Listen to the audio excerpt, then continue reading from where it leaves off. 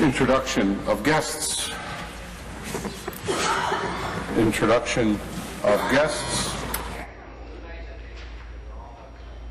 Introduction of guests. It is now time for members' statements. Member from Huron-Bruce. Thank you very much, Mr. Speaker.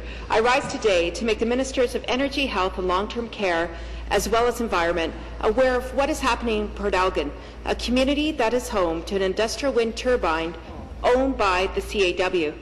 Because the approvals for this turbine began and were given prior to the Green Energy Act, there are 117 homes within 550 meters, and there are some that live as close as 200 meters from the turbine.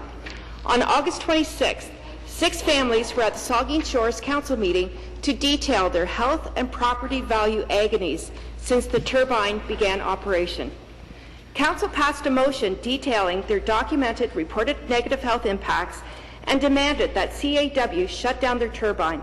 It operates as a violation to the Canadian Charter of Rights and Freedoms of Citizens' Health and Property Enjoyment.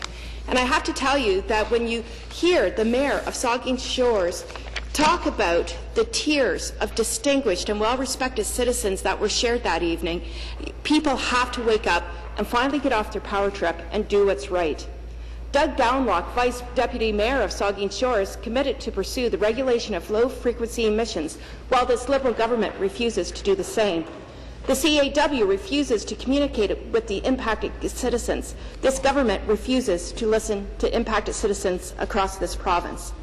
It's time that this government accepts the Green Energy Act has failed and do right by Ontario. Thank you, member from Parkdale High Park.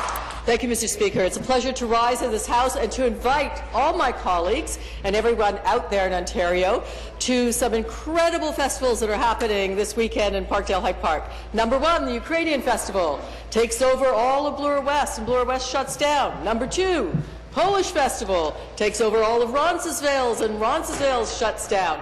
Wonderful fun. And also, on a more serious note, there's a barbecue happening at Runnymede Collegiate called Neighbours United for Inclusion. These are the two gay women who had their house attacked